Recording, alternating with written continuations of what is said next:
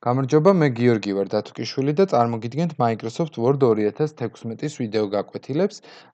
თემა, რომელზეც ახლა ვისაუბრებთ, ეს არის მესამე შემაჯამებელი საკითხი ამ პატარა ტრილოგიაში, რომელსაც ეხებოდა ასე ვთქვათ, ფაილში ფოტოებისა და ცხრილების დანომრვა და დასათაურება. შემდეგ მისი დახმარებით უკვე ჯვარედინი კავშირების გაკეთება და მესამე დამამთავრებელი ნაწილი გახლავთ უკვე მაგალითად დოკუმენტის ბოლოში ან დოკუმენტის თავში ჩავსვათ სარჩევი კონკრეტულად ამ ტიპის ინფორმაციით. მაგალითად reference menu-ში უკვე უნდა ავირჩიოთ ბრძანება insert table of figure.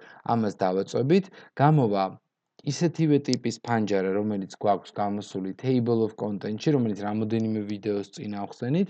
აქ ჩვენ შეგვიძლია შევარჩიოთ თუ გვერდის ნომრები იყოს თუ არ იყოს, მარჯვენა მხარეს იყოს თუ პირდაპირ მიმჯდარი, განსხვავებული ტირეებით, ქვედა ტირეებით თუ როგორ იყოს ეს წარმოდგენილი, კავშირები, ბმულები იყოს თუ არა და ვფიქრობ რომ უნდა იყოს და ბოლოს ანუ როგორი ტიპის ფორმატი ქონდეს, ანუ კლასიკური იყოს, დაუშვათ ჩვეულებრივი, რაღაც სხვადასხვა ვარიანტებია, from template-ი ავირჩიოთ და ვნახოთ რის, ანუ რომელი caption-ის ცხრილი კეთდება.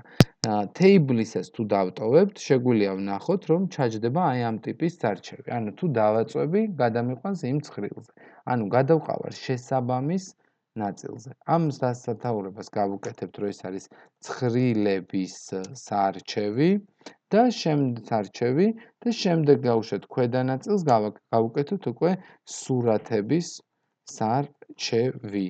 და თქვენ თუ ნახავთ, ისევ შევდივართ insert table of figure-ი, ოღონდ აქ უკვე ვირჩევ სურათი და ვაწვევი OK. შესაბამისად მივიღე, რომ მაქვს ამდენი სურათი, დავაწვევი კონკრეტულად ამ სურათს და გადავალ მივიღალ პირდაპირ აი ამ სურათზე. ასევე გეტყვით, რომ განახლებას ექვემდებარება თითოეული მათგანი, იმიტომ რომ მარჯვენა ღილაკით update field-ი, update page number only, ანუ მხოლოდ გვერდის ნომრები თუ მთლიანად სათაურებიც თუ შეიცვალა, ბუნებრივია უნდა განაახლოთ მთლიანი სათაურებიც. მარჯვენა ღილაკით update field-ი ანალოგიურად ან მარტო ნომრები, ან მთლიანად თავის ტექსტი.